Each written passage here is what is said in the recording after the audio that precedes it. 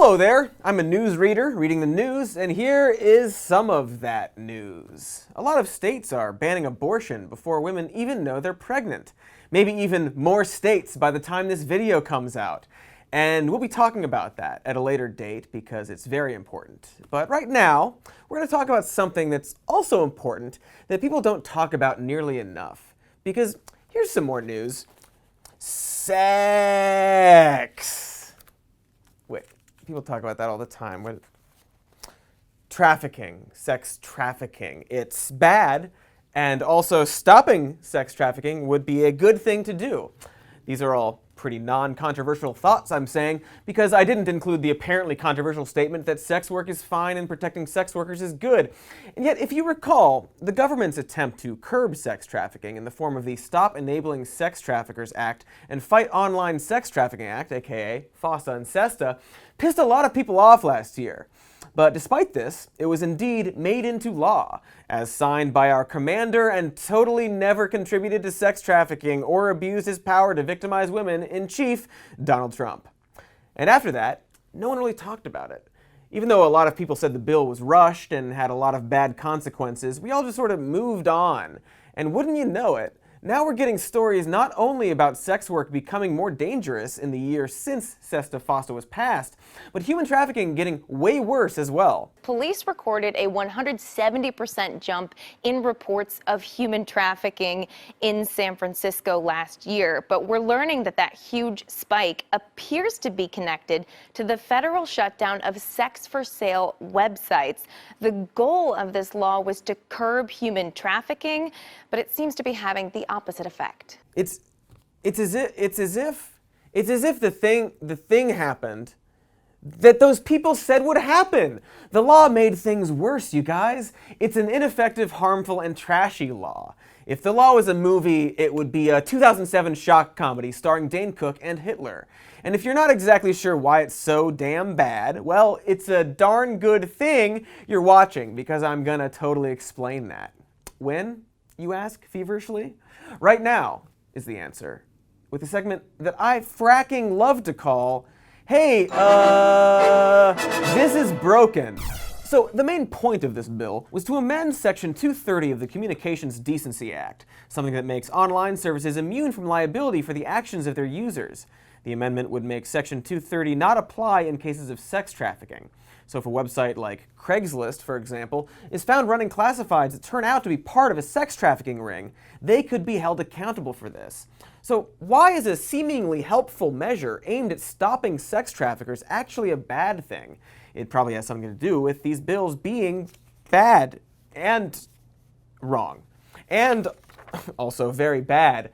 Not just for one reason, but a whole bouquet of them. Like a potpourri centerpiece made up of cigarette butts and animal teeth. It's actually impressive how grotesquely opposite these bills are from their intent.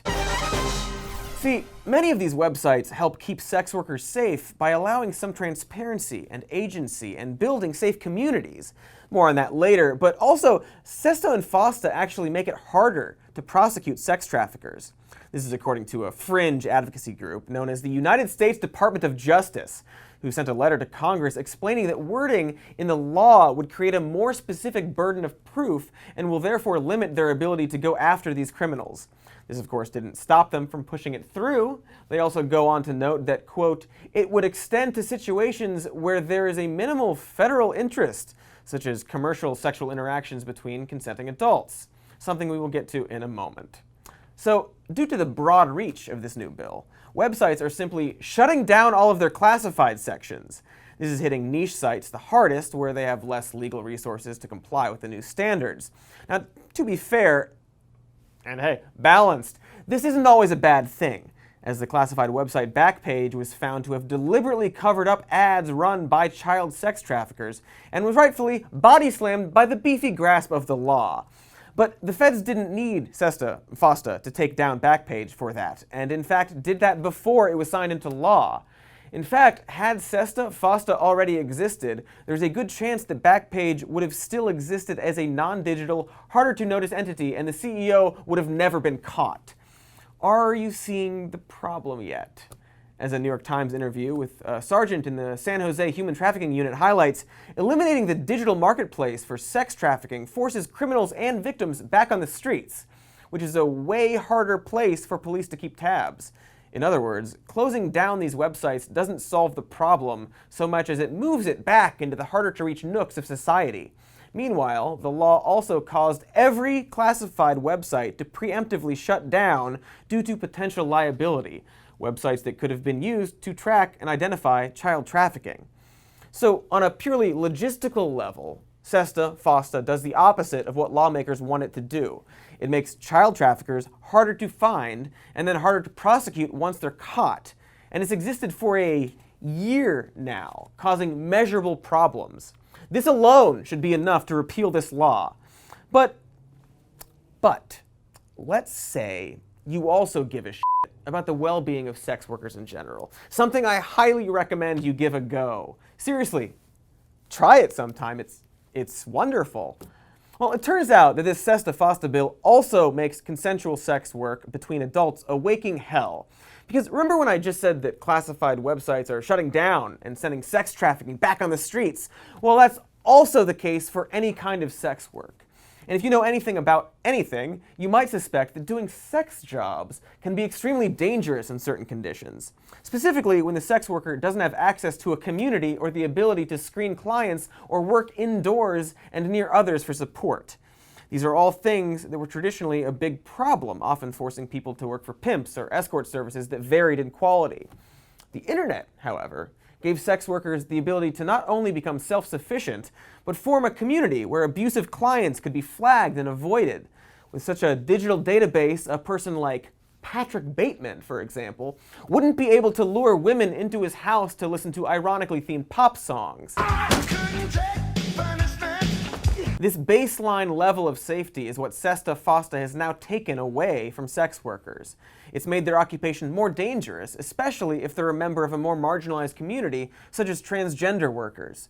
So again, and I can't stress this enough, this new sex trafficking law that's been in effect for a year now not only fails to stop trafficking, but makes it harder to stop while also shitting on an entirely separate group of people who already have a tough job. It's a colossal boner, but not the good kind. So, hey, this is broken, you guys. Specifically, the way we're approaching the sex work industry as it relates to sex trafficking is extremely broken. Like, no matter which view or bias you're coming at this with, it's objectively not working. So how do we fix it? Where do we start? Well, besides repealing FASTA, one step would probably be to figure out how much of a problem trafficking actually is. Because currently our statistics are strangely wrong and outdated. For example, the extremely common statistic that 300,000 children in America are victims of sex trafficking each year, something quoted by news outlets like CNN, Time, as well as many politicians, is super wrong. Those numbers came from a combination of data from the 90s mixed with literal guessing from the researchers involved.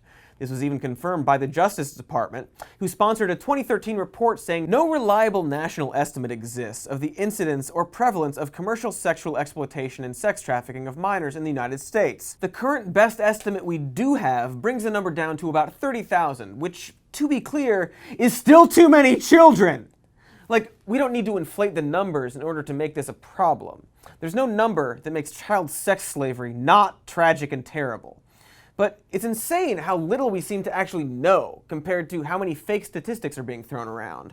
During a hearing concerning Craigslist classified ads, one study was cited saying that online child trafficking had risen by as much as 64% in some states. That study was also based on guessing, to the point that even the group that conducted the study said it was dubious.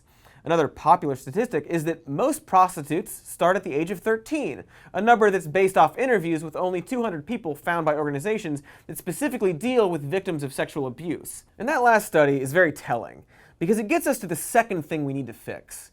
Too often does our society intermingle the concepts of sex trafficking or sexual abuse with the entire industry of sex work.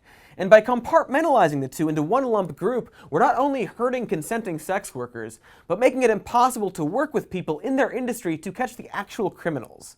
Like, imagine if a plumber killed your family. and you swore to seek revenge, but also decided that every plumber was evil and tried to arrest every plumber you saw. Not only is that unfair to all the plumbers, but you would also have no plumbers with access to the coveted plumber industry to help you on your plumber hunt, leaving you ineffective and completely full of shit. Because of the lack of plumbers. It's a plumber joke. Somewhere we got it in our heads that if a person is willingly selling their bodies for sexual purposes, that person is exclusively troubled in some way. They're either a criminal or a victim, and are often treated like both by law enforcement. It creates a baffling situation where consenting sex workers are treated like victims in some cases, while actual victims are treated like villains in other cases. In Sweden, a totally consenting sex worker lost custody of her children because their occupation was considered self-harm. The kids were then given to their father, a man who ended up stabbing the woman to death when she visited them. In the States, there was a recent case of 16-year-old Centoya Brown, an actual victim of child sex trafficking, who resorted to killing the man who bought her for sex, stealing money to give to her pimp, and was subsequently thrown in jail for 15 years before someone realized that, hey, maybe this is really f***ed up. These stories, while seemingly different, are symptomatic of a society that doesn't have any idea how to tell the difference between consensual sex work or sex trafficking, and doesn't seem to care to tell the difference. It's no wonder that victims might not see the authorities as a viable place to turn. And so the more we lump all sex workers into this dark corner, the more we smush the consensual sex acts with abuses like child trafficking, the more we use phrases like teen prostitute to identify victims, then the less we're actually solving the problem we're claiming to be concerned about. It comes down to this. If we want to help victims of sex trafficking, we first have to also accept that there are a lot of people out there who would just rather f*** for money than wash dishes or, I don't know, run a YouTube channel. It's a rough occupation, not unlike working at a factory or being a soldier. Other things we definitely don't want kids to do. But we also don't lump all soldiers with child soldiers. We don't lump all factory workers with child labor. This is where we get to the often seen and very important phrase, sex work is work. It might sound like an empty slogan, but recognizing sex work as just another boring-ass job is an important step not only to destigmatize sex workers, but actually help stop sex trafficking and slavery. Because if we actually decriminalize sex work and treat it like an occupation, that means regulating it. It means making sure the workers are well paid and safe and have all the benefits they deserve. It makes sure that no one is doing it out of sheer desperation or force. And by doing that, it gives the people who are being trafficked for sex a safe and legal way out. It gives people who witness child prostitution or illegal activities a way to report it without fear of arrest. People might be against this because it means opening the door to sex work as an acceptable occupation, but the door goes both ways, if you know what I'm saying. What I'm saying is that this would ensure that no one is stuck on the wrong side of the figurative legal door, if you catch my drift. My drift being that making sex work legal would create a safe means for people to leave the occupation if they so wish. And hey, if you're truly worried about the idea of people resorting to prostitution in order to pay bills, well then maybe you should look into policy that would help the impoverished instead of punishing people with fewer options than others, you clay-hearted ghoul. Keeping sex work illegal isn't helping anyone. But you don't have to take my word for it, because this is also the conclusion of Amnesty International, who published a policy on protecting sex workers, which starts with decriminalizing the occupation in order to ensure that no one is exploited or coerced. In countries where sex work has been decriminalized, there's been no reported increase of sex trafficking, and even a little evidence of a reduction. So what's stopping us? Why are politicians so slow to talk about this issue? How come when FASTA was passed last year, every 2020 Democratic nominee voted in favor of it despite it being terrible? All of them. Even the nominees who are coming out in support of decriminalizing sex work still have a long history of not giving two shakes of a rat's dick. So at least they are starting to support it, but they don't really want to. Nobody wants to talk about sex work or come out in defense of it, so we have to make sure they do. Hopefully candidates like Mike Gravel will bring it up on the debate stage, forcing the candidates to debate it and take a stance. The idea of decriminalizing the occupation is at least becoming popular enough to say aloud. at least it is becoming a talking point for the next election, maybe, and will hopefully keep going in that direction until we're actually willing to do something. Something that's, I don't know, like meaningful about this, instead of rushing some half-assed bill into law. And speaking of the president, there are sex work activists like Stormy Daniels who are now on our radar. The taboo is going away, and we're seeing some progress. Because if the POTUS can get pissed on for cash, allegedly, not proven, then really anyone can and should. So thank you, Mr. President, for being pissed on for cash, allegedly, maybe. Who knows? So there's hope. But there will also be a huge pushback, or at the very least, politicians trying their hardest to ignore the problem. No one in power is really talking about repealing FASTA, and while maybe it's on a subconscious level, I think a lot of people in the government would rather keep things the way they are now, even if it's hurting a lot of innocent people. Why? Well, because by decriminalizing something like sex work, you'd also be decriminalizing a very lucrative industry for people who have normally been marginalized in our culture. People we were happy to hand-wave as criminals in our pop culture and casual conversations, and therefore justify any terrible shit that happened to them. I think there are a lot of powerful people afraid of like LGBTQ folks and single working women getting that same power as them. Because if the sex work industry becomes even a little mainstream, that is a huge industry. So no, there are going to be people who will not want that.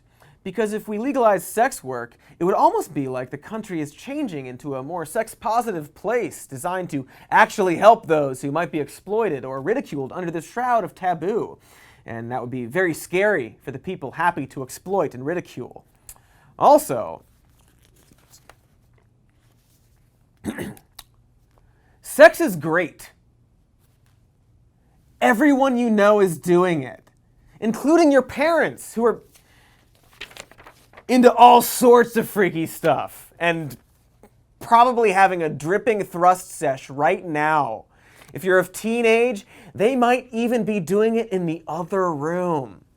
So, there's some news for you. Soak in that for a while, is what your father just said to your mother in the other room.